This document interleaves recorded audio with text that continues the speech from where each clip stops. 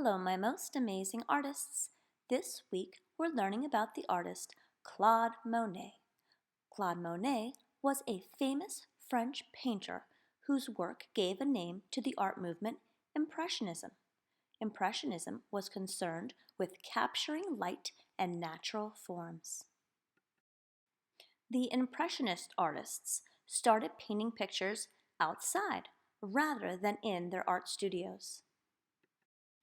Monet painted water lilies again and again at different times of day. His water lilies are the most celebrated paintings of his career.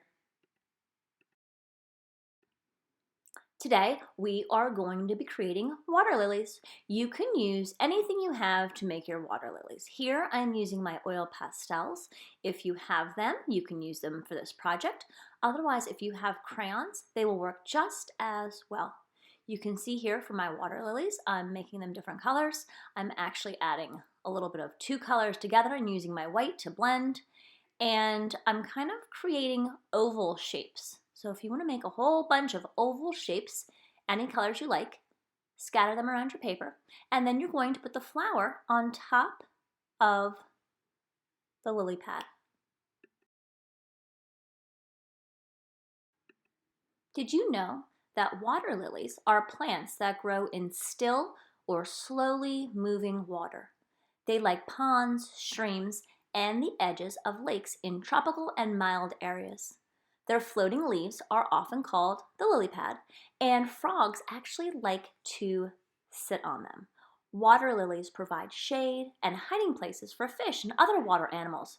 Fish, ducks, and other animals eat them too. Some people actually grow water lilies in garden ponds.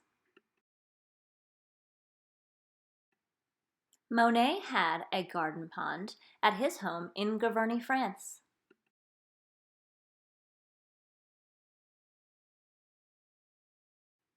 You might have noticed when I started my water lilies and my pond, I didn't start drawing with a pencil at all. That's because the Impressionists jumped right in with their paint and started creating. When they were outside painting, they had to paint very quickly because they were trying to get an impression of a landscape at a certain time. So you can see I'm making quick brush strokes in the water, and I'm trying to also get an impression of the artwork that I'm making. So I didn't use a pencil, I jumped right in with my oil pastels. Here I'm using actually a little bit of crayon. So when you create your artwork, try just jumping right in and giving it a shot and seeing what you can create.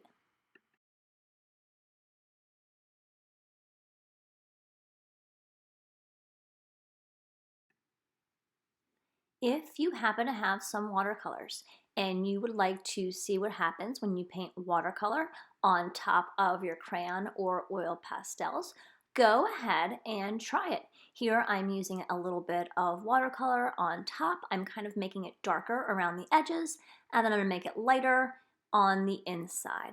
Remember, oil and water do not mix, so you will be able to see through the paint.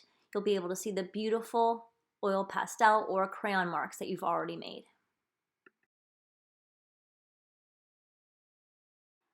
If you do not have watercolor, you do not need to do this step. Even if you do not have oil pastels, please use your crayons. It will be just as fabulous, and I can't wait to see what you come up with. You could make it work with whatever you have.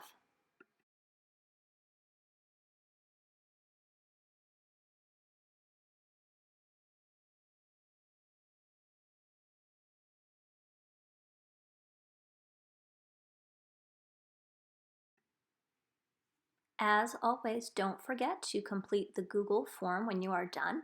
And if you could email me your picture to show me what you made, or jump on Flipgrid for extra credit and share your artwork with us, I would love to see what you create. Friends, until next time, remember to always stay creative.